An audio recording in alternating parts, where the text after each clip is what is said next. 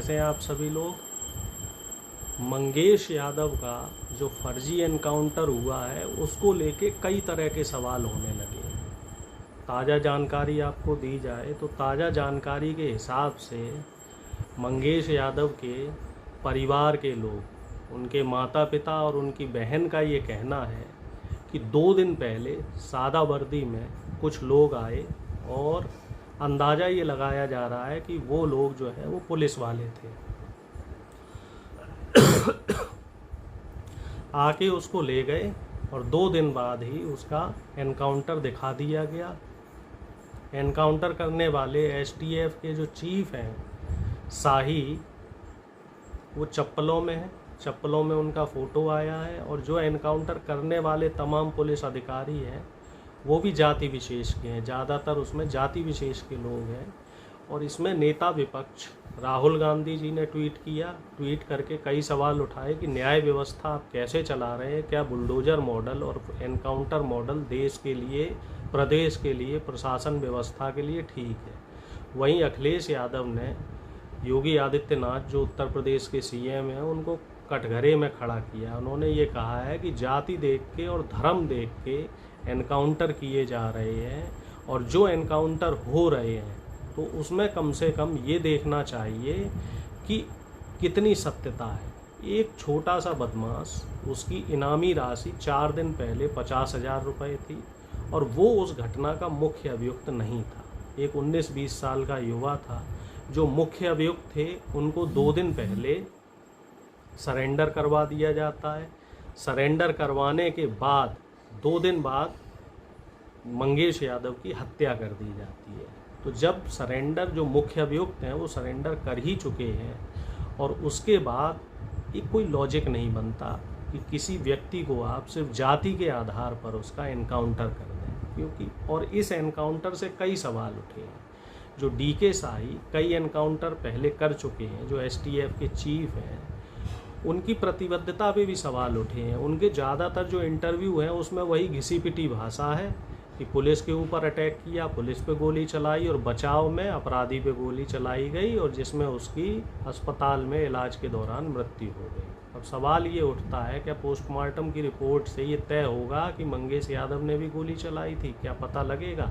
क्या मंगेश यादव के हाथ पे उस जो बंदूक से गोली चलाई उसका बारूद है? जहाँ तक परिवार के लोग कह रहे हैं वो बहुत ही गरीब परिवार से था और निश्चित तौर पे मैं ये मानता हूँ कि वो दोषी था, लेकिन क्या वो उसका दोष ऐसा था कि उसका आप एनकाउंटर करके उसकी मौत मार दें? उसको नहीं, उसको आप सज़ा देते, 2 साल 4 साल की सज़ा देते, सुधरने का मौका देते। कानून व्यवस्था यही कहती है और ऐसा पहला वाकया नहीं है। इस तरह के कई वाकये हमारे प्रदेश में हो चुके हैं जहां जाति और धर्म देखकर उनका फर्जी एनकाउंटर कर दिया जाता है। इससे पहले भी ऐसी कई घटनाएं हुई हैं। और अगर हम बात करें एनकाउंटर्स की तो उत्तर प्रदेश सरकार ने 207 एनकाउंटर किए हैं, जिसमें सबसे ज़्यादा एनकाउंटर मुसलमानों के हुए हैं। लगभग 67 से लेके 70 एनकाउंटर मुसलमानों के किए गए हैं। इसके बाद लगभग दूसरे तीसरे नंबर पर यादवों की संख्या आती है। 30 के आसपास यादवों के एनकाउंटर किए गए हैं। तो कई लोग इसमें ये भी सवाल करते हैं कि साहब एनकाउंटर ब्राह्मणों के भी हुए हैं, विकास दुबे का भी हुआ, एनकाउंटर ठाकुरों के भी हुए हैं और एनकाउंटर सभी जाति के हुए हैं। तो मैं इससे बिल्कुल इत्तेफाक रखता हूँ। हाँ, सभी जाति के एनकाउंटर हुए हैं। सवाल एनकाउंटर करने पे नहीं है, सवाल जाति पे नहीं है। सवाल ये है कि उनका तरीका क्या है। जब आप एनकाउंटर कर रहे हैं तो आप उसमें पैटर्न देखिए कि कितने जेन्युइन हैं और कितने फर्जी हैं। आपको 90% से ज़्यादा एनकाउंटर फर्जी मिलेंगे और जो फर्जी एनकाउंटर हैं वो ज़्यादातर आपको दलित, पिछड़ों और मुसलमानों के मिलेंगे। ये इसकी संख्या में आपको 90% से भी ऊपर बता रहा हूँ। अभी तो साथियों एक वीडियो भी वायरल हो रहा है जिसमें योगी आदित्यनाथ जी, पुराना वीडियो है, योगी आदित्यनाथ जी संसद के अंदर रो रहे हैं और ये कह रहे हैं कि साहब मुझे शासन प्रशासन द्वारा परेशान किया जा रहा है। योगी जी तब चुने हुए सांसद हुआ करते थे और योगी जी अपना समय भूल गए कि जब आप सांसद थे और आपके ऊपर कई आपराधिक मुकदमे थे और सिर्फ पुलिस ने आपको टॉर्चर किया, आपको बुलाया, आप उससे इतने परेशान हो गए कि आपको संसद में रोना बिलखना पड़ा। तो सोचिए, जिसके परिवार में आप इस तरीके की घटना कर रहे हैं, जिसके परिवार के किसी व्यक्ति का आप फर्जी एनकाउंटर कर रहे हैं सिर्फ अपनी राजनीति चमकाने के लिए, सिर्फ पब्लिसिटी स्टंट के लिए, तो उस परिवार का क्या हाल हो रहा होगा, उस परिवार पे क्या गुजर रही होगी। सवाल इसमें बहुत सारे सवाल उठते हैं। सवाल इसमें अखिलेश यादव जी ने वाजिब सवाल किए हैं कि क्या बुलडोजर नीति और क्या एनकाउंटर नीति कानून व्यवस्था बन गई है?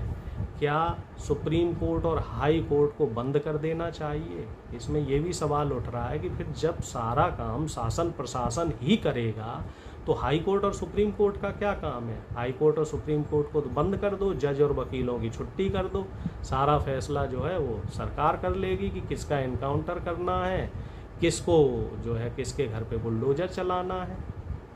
मैं इस नीति का बिल्कुल विरोध करता हूँ। देखिए, शासन प्रशासन का काम होता है आरोपी को पकड़ना, उसको जेल के सलाखों में डालना, उसके बाद पर्याप्त सबूत जुटाना और अदालत के सामने पेश करना।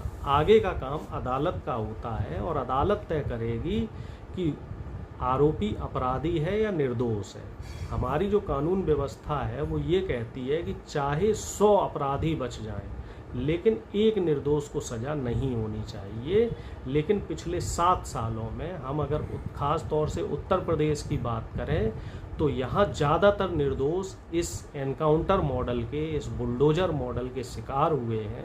और ये जो मॉडल है वो किसी भी तरीके से देश के लोकतंत्र के लिए ठीक नहीं है, ये मेरा निजी तौर पे मानना है। बाकी क्या आप मेरी बातों से सहमत हैं? क्या आपको लगता है कि बुलडोजर मॉडल ठीक है, एनकाउंटर जो हो रहे हैं वो ठीक है? तो इसमें आप कमेंट के माध्यम से अपनी बात रख सकते हैं और अगर आप मेरी बात से सहमत हैं तो इसमें भी आप अपनी राय रख सकते हैं।